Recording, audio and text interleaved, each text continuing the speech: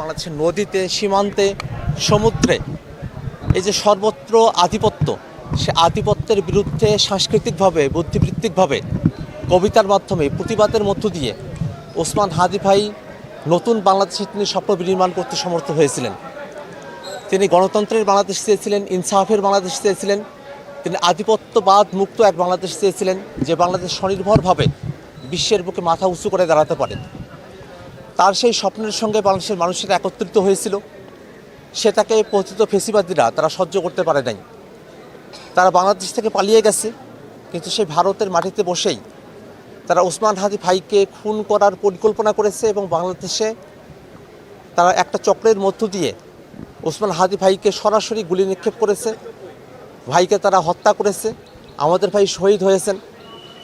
ওসমান হাদি ভাই যে স্বপ্ন দেখেছিলেন, সে স্বপ্নের জন্য তিনি শহীদ হয়েছেন। সেই নতুন বাংলাদেশ, ইনসাফের বাংলাদেশ, সেটা যেন আমরা গঠন করতে পারি। আজকের জানাজার নামাজ থেকে আমরা সেই শপথই গ্রহণ করছি। ওসমান হাদি ভাইয়ের মরদেহ কবরে শায়িত করে কবরে মাটি দিয়ে সেই হাত নিয়ে আপনাদের কাছে উপস্থিত হয়েছে। সেই কবরের তাজা মাটি আমাদের হাতে লেগে আছে এখনও।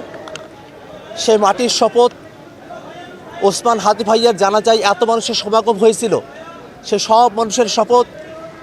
এবং আজকের জানাজা আওয়ামী লীগ এবং তাদের দোসরদের জন্য একটা রিমাইন্ডার, যে বাংলাদেশে যদি জুলাইকে কোনো আঘাত করা হয়, জুলাইকে যদি নস্যাৎ করার পরিকল্পনা করা হয়, জুলাইয়ের পক্ষে যারা আছে তাদের জীবনকে যদি হুমকির মুখে ফেলা হয়, তাহলে বাংলাদেশের কোনো মানুষ দলমতের পার্থক্য করবে না। বাংলাদেশের সকল দলের মানুষ, ফেসিবাদ বিরোধী সকল মানুষ, সকল ছাত্র সংগঠন, আপামর জনতা, তারা সকলে একযোগে তারা রাজপথে নেমে আসবে। আজকের জানাজার মধ্য দিয়ে সেটা আবারও প্রমাণিত হয়েছে। আজকে জুলাই আমাদের কাছে আবারও ধরা দিয়েছে। আমরা আল্লাহর কাছে দোয়া করি, আল্লাহ রাব্বুল আলামিন যেন ওসমান হাদি ভাইকে কবুল করেন এবং ওসমান হাদি ভাই যে জুলাইয়ের বাংলাদেশের স্বপ্ন দেখতেন, ইনসাফের বাংলাদেশের স্বপ্ন দেখতেন, সেই জুলাইকে যেন আমরা হাদি ভাইয়ের শাহাদাতের মধ্য দিয়ে পরিপূর্ণ করতে পারি, এই দোয়াই আল্লাহ রাব্বুল আলামিনের কাছে আমরা করতে চাই। তার বিচারের ব্যাপারে ওসমান হাদি ভাইকে যারা হত্যা করেছে, এটা শুধু একজন দুইজন ব্যক্তি নয়, এটা একটা গ্রুপ, একটা চক্র। তারা দেশের ভিতরে থেকে, দেশের বাইরে থেকে এই ষড়যন্ত্র করেছে এবং গুলি তারা করতে সক্ষম হয়েছে। তারা এখনও পর্যন্ত ধরাছোঁয়ার বাইরে আছে। আমরা অন্তর্বর্তীকালীন সরকারের কাছে আহ্বান জানাবো, খুবই দ্রুত সময়ের মধ্যে ওসমান হাদি ভাইকে যারা গুলি করেছে তাদেরকে খুঁজে বের করে গ্রেফতার করতে হবে।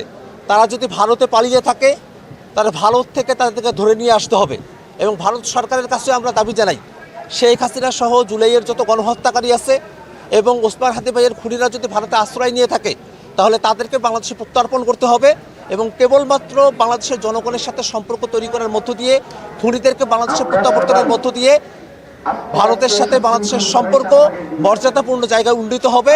তার আগে পর্যন্ত ভারতের দমননীতি, আগ্রাসন, আধিপত্য এবং বাংলাদেশের খুনিদেরকে ভারতে আশ্রয় দেওয়াকে বাংলাদেশের মানুষ কোনোভাবেই গ্রহণ করবে না।